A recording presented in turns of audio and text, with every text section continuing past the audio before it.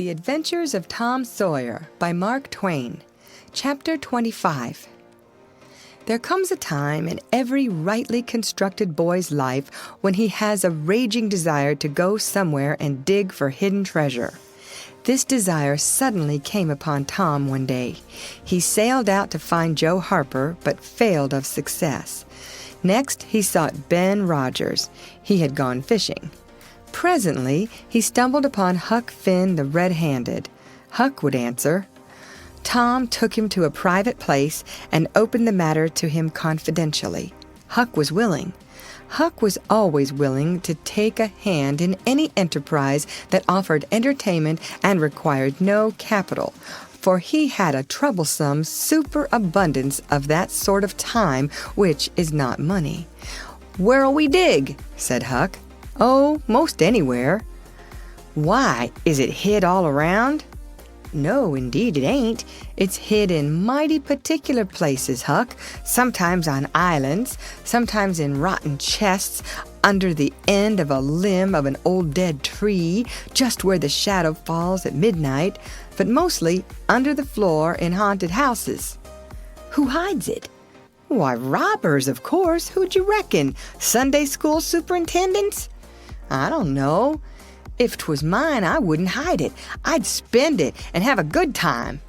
"So would I, but robbers don't do that way. They always hide it and leave it there." "Don't they come after it any more?" "No, they think they will, but they generally forget the marks, or else they die. Anyway, it lays there a long time and gets rusty, and by somebody finds an old yellow paper that tells how to find the marks. A paper that's got to be ciphered over about a week because it's mostly signs and hieroglyphics." Which? Hieroglyphics, pictures and things, that don't seem to mean anything. "Have you got one of them papers, Tom?" "No." "Well then, how are you going to find the marks?" "I don't want any marks. They always bury it under a haunted house, or on an island, or under a dead tree that's got one limb sticking out." "Well, we've tried Jackson's Island a little, and we can try it again sometime. And there's the old haunted house up the Stillhouse branch, and there's lots of dead limb trees, dead loads of them." "Is it under all of them?" "How you talk! No!" "Then how you going to know which one to go for?" "Go for all of them."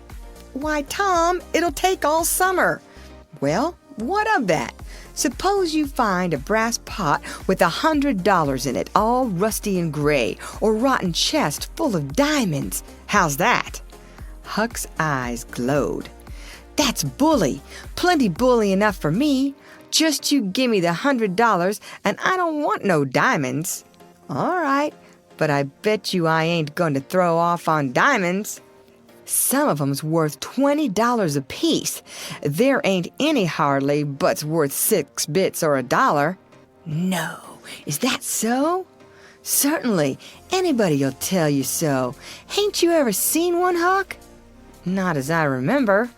"Oh, kings have slathers of them." "Well, I don't know no kings, Tom." "I reckon you don't. But if you was to go to Europe, you'd see a raft of 'em hopping around." "Do they hop?" "Hop? Your granny, no." "Well, what did you say they did for?" "Shucks, I only meant you'd see 'em. Not hopping, of course. What did they want to hop for? But I mean, you just see 'em scattered around, in a kind of a general way, like that old humpbacked Richard." "Richard? What's his other name?" "He didn't have any other name. Kings don't have any but a given name." "No, but they don't." "Well, if they like it, Tom, all right. But I don't want to be a king and have only just a given name like a nigger. But say, where you going to dig first?" "Well, I don't know. Suppose we tackle that old dead limb tree on the hill t'other side of Stillhouse branch." "I'm agreed." So they got a crippled pick and a shovel and set out on their 3-mile tramp. They arrived hot and panting and threw themselves down in the shade of a neighboring elm to rest and have a smoke. "I like this," said Tom. "So do I." "Say, Huck, if we find a treasure here, what you going to do with your share?"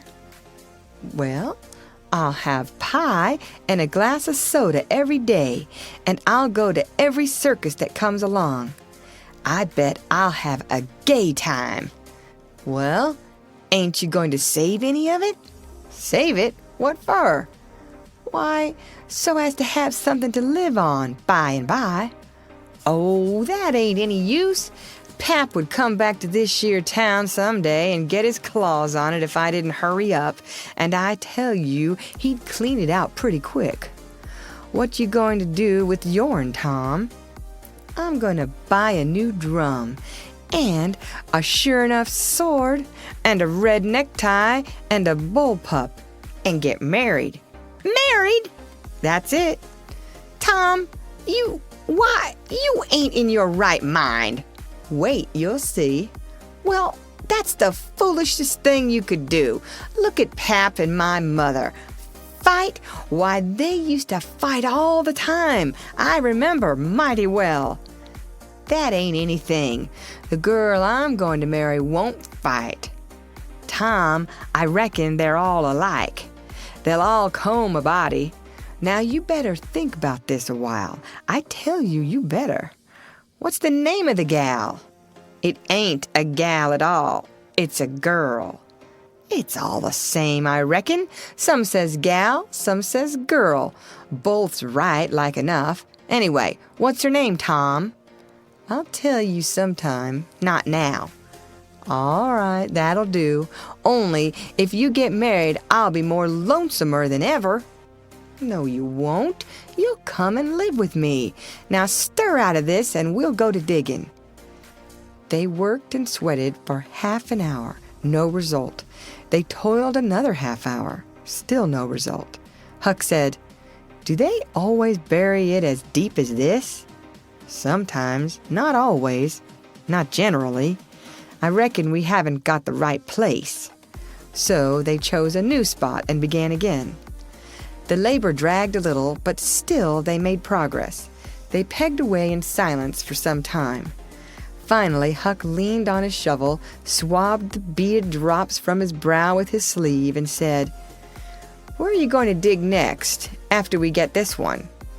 "I reckon maybe we'll tackle the old tree that's over yonder on Cardiff Hill, back of the widow's." "I reckon that'll be a good one. But won't the widow take it away from us, Tom? It's on her land." "She take it away? Maybe she'd like to try it once. Whoever finds one of these hid treasures, it belongs to him. It don't make any difference whose land it's on." That was satisfactory. The work went on.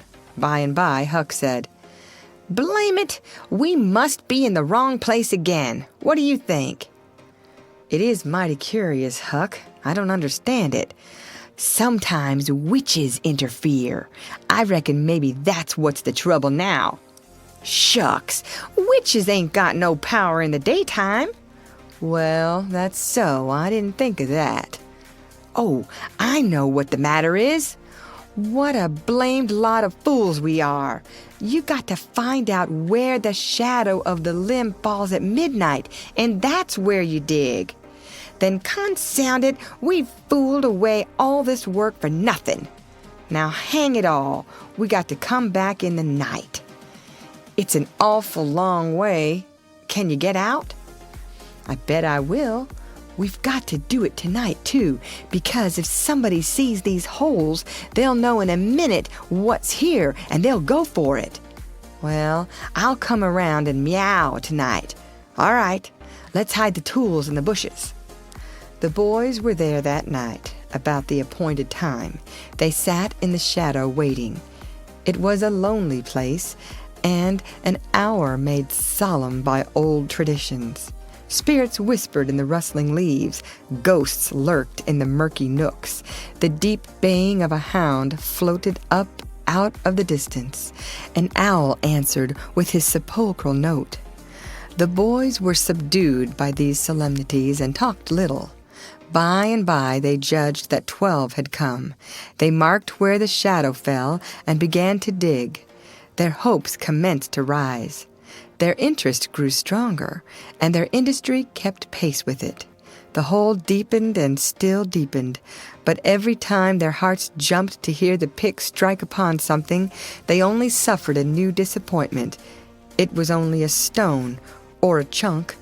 At last Tom said, "It ain't any use, Huck. We're wrong again." "Well, but we can't be wrong. We spotted the shatter to a dot." "I know it, but then there's another thing." "What's that?" "Why, we only guessed at the time, like enough it was too late or too early." Huck dropped his shovel. "That's it," said he. "That's the very trouble. We got to give this one up. We can't ever tell the right time, and besides, this kind of thing's too awful. Here this time of night with witches and ghosts a-fluttering around so. I feel as if something's behind me all the time, and I'm afeard to turn round, because maybe there's others in front a-waiting for a chance. I've been creeping all over ever since I got here." "Well, I've been pretty much so too, Huck. They most always put in a dead man when they bury a treasure under a tree to look out for it." "Lordy!" "Yes, they do. I've always heard that." "Tom, I don't like to fool around much where there's dead people. A body's bound to get in trouble with them, sure." "I don't like to stir 'em up either. Suppose this one here was to stick his skull out and say something." "Don't, Tom! It's awful." "Well, it just is, Huck. I don't feel comfortable a bit." "Say, Tom, let's give this place up and try somewheres else." "All right, I reckon we better." "What'll it be?" Tom considered a while and then said, "A haunted house. That's it." "Blame it, I don't like haunted houses, Tom. Why, they're a darn sight worse than dead people. Dead people might talk, maybe, but they don't come sliding around in a shroud when you ain't noticing and peep over your shoulder all of a sudden and grit their teeth the way a ghost does. I couldn't stand such a thing as that, Tom. Nobody could." "Yes, but Huck, ghosts don't travel around, only at night. They won't hinder us from digging there in the daytime." "Well, that's so, but you know mighty well people don't go about that haunted house in the day nor the night."